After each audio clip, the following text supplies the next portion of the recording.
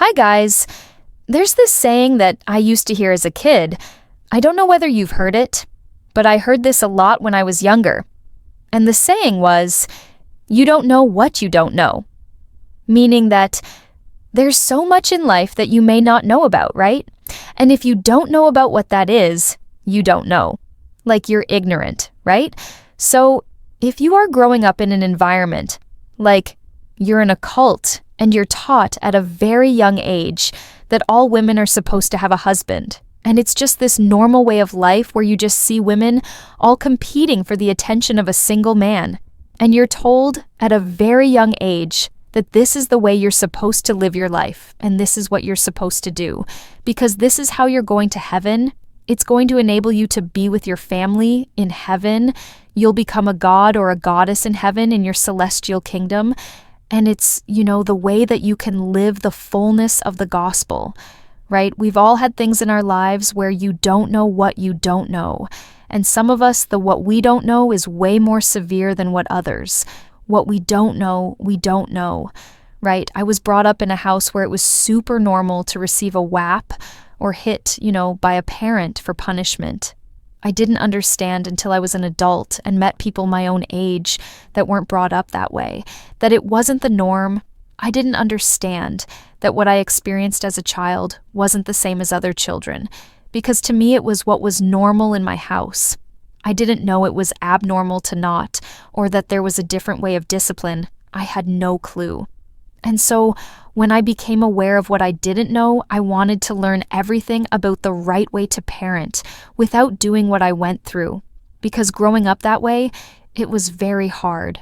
And some individuals, they tell, it's okay and all children require a good whatever. And I don't concur, since what I experienced, I wouldn't want anyone to go through.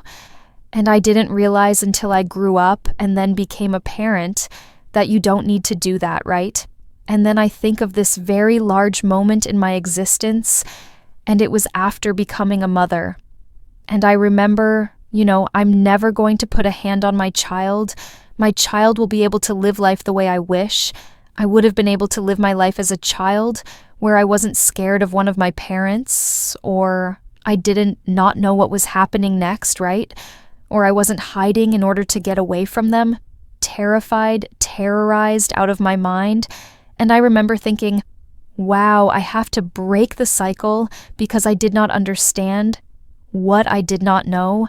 And I do not have a lot of love for the thought of your parents just do their best, because they might have learned, right? They might have known, right?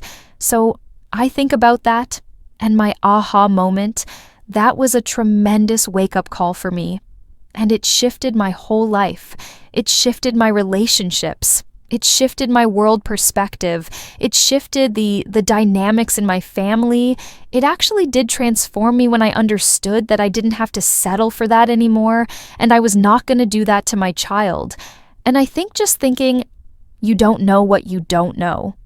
Okay, so I share that to say, Christine Brown Woolley, who is now in her early 50s, is kind of in that space.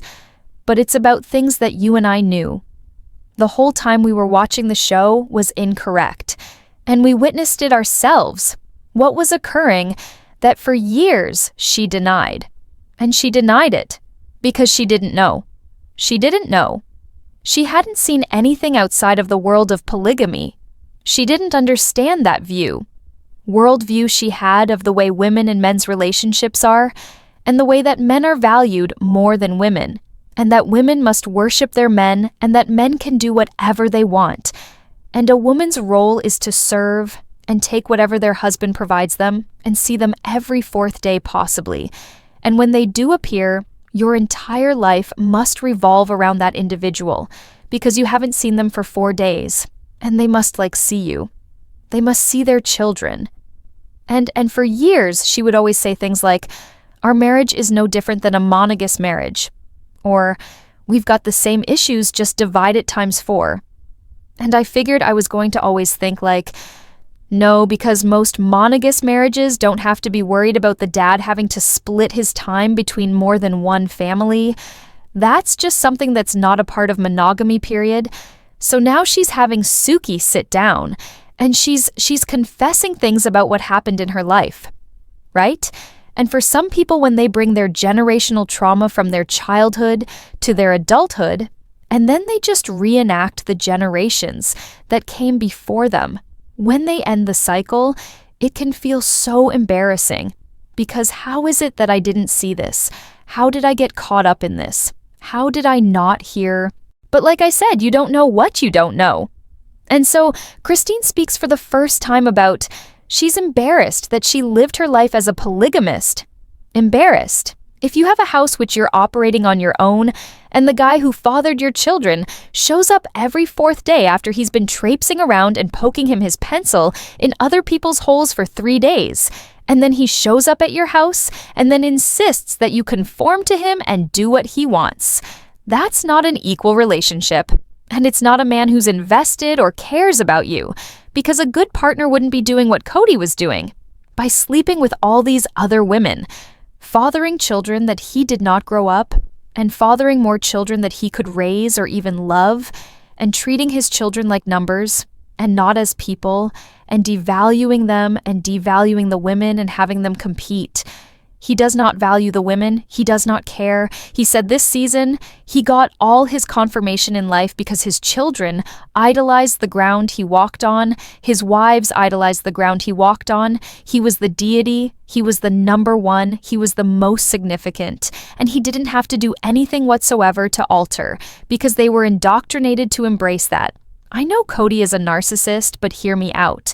The culture where they are from generates narcissistic men because the men from birth and right through to their adulthood are instructed that they are greater than women. They are instructed in their marriages that it is not their job to love their wives more. It's their wives' job to love their husbands more, and then their husband will love them. It's their wives' job to be better, to remain sweeter, to not be a nuisance. You know, you to this day, Mary makes such comments, you can only control yourself, which is true. You can only control yourself, but it's also not true that you have to change who you are and become something you're not in order for him to love you. And really, when Mary would tell me, you need to work on yourself, it always felt like you just have to change who you are so that he loves you more, and that's really unhealthy. So when I hear her explain what she's saying, how it's not fair, it makes me think of perhaps she's seeing a counselor. Honestly, she sounds like a person who's under therapy and being taught about healthy relationships, and she likely has a new relationship to compare it to, and she's like, holy crap, I have no idea how I did this for so long. She's ashamed that she lived that way. She's ashamed that her entire life she revolved around one person and put everything into that person, altered her whole entire life when he was with her, did everything she could to make him happy, always went out of her way for him, and when he was in her house, treated him like royalty. You know, special foods, special plates, special time. You know what Mykelti has said when he would spend time with his kids? He would sit down and he would turn a movie on that he liked, and then the children, if they wanted to spend time with him and talk to him, they just sort of had to do whatever he wanted to do. So if she mentions these old Gladiator being one of them, but these like Roman era movies that they would watch, and then these like films about wizards and dragons. I don't know. And he was a big fan of these movies, and that the only way that they would hang out was if you wanted to sit down and for the millionth time watch the same movie with your dad, and that he didn't put his time or energy into caring about what they liked or what they were into. He didn't attend events for his daughters or, for the boys. He would attend their wrestling matches and get them into sports, but even then, only half-ass, because he's got so many children, right? And if he does not show any interest in what the children want, the children are learning at an early age that the manner in which they oblige their father is pretty much just doing whatever he tells them, and that in order to be close to him, you just have to do whatever he wants. And then, due to the organization of this cult and their view that he's the priesthood autonomy, he's considered a god in their home due to the fact that everything he states is almost from God. Picture having a husband who on the one hand is your husband, and then the other hand, it's like you idolize your husband. It's so, they would always claim that they were not like Warren Jeffs, but it's so Warren Jeffs, it's just, they got to dress in apparel that wasn't as oppressive, like tyrannical, right? They didn't have to dress up in their prairie dresses, but the faith system was the same. You know, you just remain sweet. And if he wants you to go and do something with him, you gotta go do something with him. And if he wants to get you pregnant, he's going to go get you pregnant. And if he comes over, it's going to be how he wants it. And you better not complain. So for her now to claim she's embarrassed, I'm certain a lot of what she's experiencing is shame. Shame. But you don't have to feel shame for what you didn't know. And you shouldn't have to feel shame for how someone else acted towards you. I always like to think of it in the way of, instead of feeling ashamed, ask yourself, why was it okay for him to treat you like that? Why is it that he abused? Why is it that he was okay abusing? What made it acceptable in his heart to even adopt a faith that would do this to a woman? Cody was raised in the LDS church, which I get, has a lot of the same beliefs at their core, but they don't practice polygamy. And because of that, he knew better. He knew that you don't marry more than one woman. You don't subject women to that. You don't break women's hearts to bring in someone new.